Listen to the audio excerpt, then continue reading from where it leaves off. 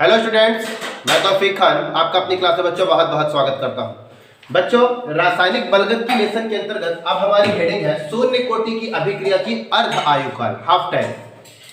अर्ध आयुकाल का व्यंजक हमें ज्ञात करना है, किसके लिए? शून्य कोटि की अभिक्रिया के लिए। आपको पता है इसकी पहली जो वीडियो है उस वीडियो में जो हम लोगों ने सीखा है शून्य कोटि अभिक्रिया के लिए समाकलित व्यंजक। यदि आप चैनल पर नए हैं तो समाकलित व्यंजक को सीखने के लिए आप प्लेलिस्ट पर जाइए और वहां पर आप उस वीडियो को देख सकते हैं।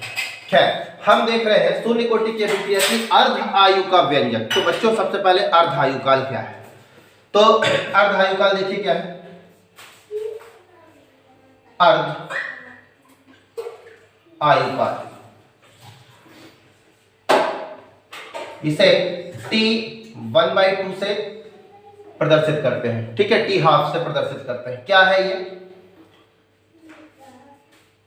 किसी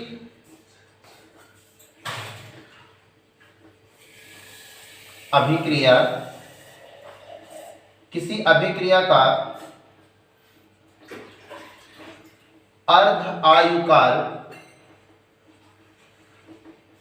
किसी अभिक्रिया का अर्ध आयुकाल वह समय है जिसमें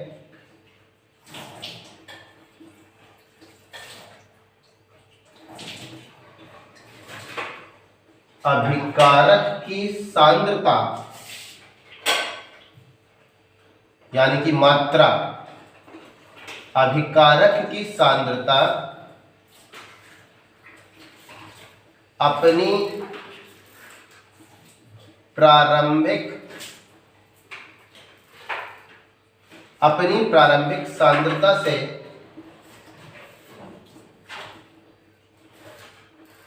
घटकर आधी यानी 50% आधी हो जाती है। ठीक है बच्चों, ये है डेफिनेशन।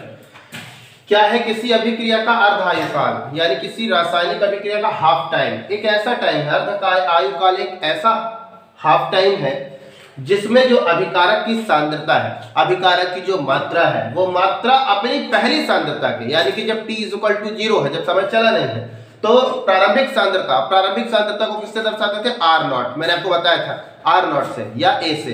तो प्रारंभिक सांद्रता से घटकर आधी हो जाए, 50% हो जाए, वही रिएक्शन का अर्ध आयुकाल होगा। ठीक है ना बच्चों? मतलब सीधी सी बात है कि भैया कोई अभिकारक कितनी देर में 50% रिएक्शन कंप्लीट करता है प्रोडक्ट के रूप में। ठीक है, तो जो समय लग रहा है उसी समय को अर्ध आयुकाल कहेंगे। ठीक है, चलिए बच्चों अब आगे बढ़ते हैं। आप देखें कि आपके पास मान लीजिए कोई रिएक्शन है A, वो कन्वर्ट हो रहा है P में। अगर मैं कहूं कि हमारा T जो है वो 0 सेकंड है, यानी समय हमारा चला नहीं है, तो अगर समय चला नहीं है तब इस A अभिकारक की जो प्रारंभिक सांद्रता है वो R0 है। बेटा ये R0 यहाँ पे लिखा है, आप ऐसे भी दर्शा सकते हैं। ठीक है, ये ऐसे करके बेस पे भी नोट लगा सकते हैं। ठीक है ना? चलिए मैं ऊपर लगा के दिखा रहा हूं आपको, तो कोई परेशान होने की आवश्यकता नहीं है। R0 जो किसके बराबर था? मैंने बताया था A के बराबर था। उस समय प्रोडक्ट तो बना नहीं था, लेकिन जैसे ही हमारा समय टाइम t सेकंड पास हुआ तब हमारी इस प्रारंभिक सांद्रता यानी R0 की मात्रा प्रोडक्ट में बदल गई, यानी X कोई प्रोडक्ट बन गया। तब इसकी सांद्रता में परिवर्तन हो गया। उस परिवर्तित सांद्रता को हम लोग दर्शाते हैं एक्टिव मास ऑफ R से, जो कि बराबर होगा A माइनस X, क्योंकि A जो प्रारंभिक सांद्रता है, A से कोई X प्रोडक्ट बाहर निकल गया। ऐसे इसे आप दर्शा सकते हैं। ठीक है ना बच्चों? इसका मतलब हम क्या देख रहे हैं, ये पॉइंट थोड़ा सा आपको समझाया है मैंने। अब आप इसके आगे क्या लिखेंगे? आप लिखेंगे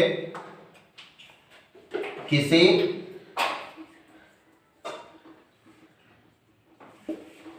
अर्ध आयुकाल में अभिकारक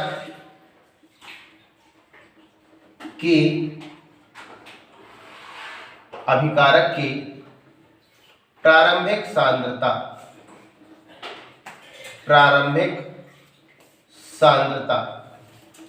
तो बच्चों प्रारंभिक सांद्रता ये है ना, इसलिए मैंने ऐसे लिखा है ताकि आपको पता हो जाए। प्रारंभिक सांद्रता आर नॉट, ठीक है, घटकर आधी हो जाती है, आधी हो जाती है, यानी 50%, यानी कैसे लिखेंगे बच्चों, आर नॉट बाई 2, ठीक है। ये अब इतना हो गया। अब बच्चों मैं आपको आगे इसमें बताता हूं। अब आपने यहां पे क्या जाना, आपने जाना कि हमारा जो टाइम लगेगा वो आधा होगा, यानी अभी t इज इक्वल टू 0 है, t is equal to t, लेकिन अब t is equal to half time, यानी t is equal to t1/2। Clear है बच्चों। अब हमारी जो बची हुई सांद्रता है, ये रिमेनिंग कंसंट्रेशन r, ये r किसके रूप में है, ये बची हुई सांद्रता किसके रूप में है, ये जो r बचा है किस रूप में है। तो आप बोलेंगे सर ये r का मतलब है कि कुछ कंसंट्रेशन रिएक्टेंट की कन्वर्ट हो गई प्रोडक्ट में, यानी ये हमारी बची हुई सांद्रता है अभिकारक की, है ना। तो भैया बची हुई सांद्रता किस रूप में है, आधी है, प्रारंभिक सांद्रता के आधी है। तो r बराबर हम लोग लिख सकते हैं r नॉट बाई 2, ऐसे इतना लिखना है। फिर आप क्या लिखेंगे, शून्य कोटि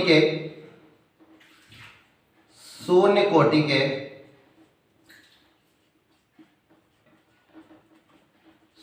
समाकलित व्यंजक से। बच्चों आपने शून्य कोटि का व्यंजक ज्ञात किया था, क्या था, आपने ज्ञात किया था r is equal to minus K T फिर प्लस आर नॉट। ये फार्मूला आपने शून्य कोटि के समाकलित व्यंजक से प्राप्त किया था, ठीक है। इसे कैसे ज्ञात करते हैं, इससे संबंधित मैंने वीडियो बना दी है, आप वहां पर जाकर उसे प्लेलिस्ट में देख सकते हैं। चलिए अब बच्चे देखिए, ये r किस रूप में है, r नॉट बाई 2 के रूप में है, तो हम लिख सकते हैं r नॉट बाई 2 हो गया। फिर इज इक्वल टू माइनस के t किस रूप में है, t1/2 के रूप में है, तो आप लिख सकते हैं t1/2 फिर प्लस आर नॉट, इस प्रकार आप लिख देंगे। अब इस हिस्से को इधर ले आए तो ये प्लस में हो जाएगा, ठीक है।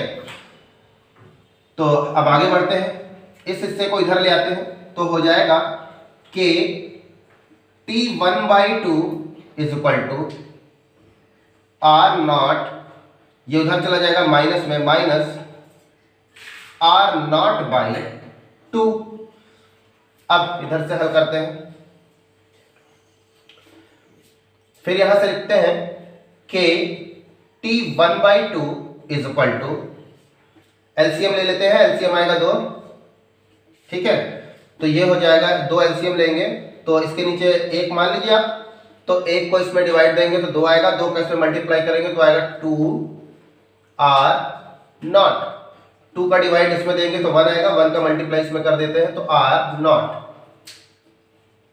तो 2 आर नॉट से आर नॉट घट जाएगा तो बचेगा आर नॉट बाई 2। तो K t1/2 is equal to R naught by 2, ठीक है, आर नॉट बाई 2। और क्या कर सकते हैं आप यहां पर, के को इधर पक्षांतर कर दीजिए तो हो जाएगा t1/2 is equal to R naught by 2 K. अब आप क्या देख रहे हैं, किसी अभिक्रिया का जो अर्ध आयुकाल है वो अर्ध आयुकाल अभिकारक की प्रारंभिक सांद्रता के समानुपाती है, ठीक है। तो आप लिखेंगे किसी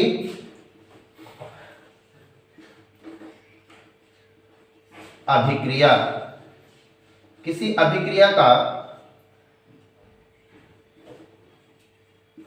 अर्ध आयुकाल,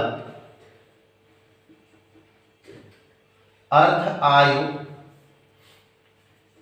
काल अभिकारक की प्रारंभिक सांद्रता, अभिकारक की प्रारंभिक सांद्रता के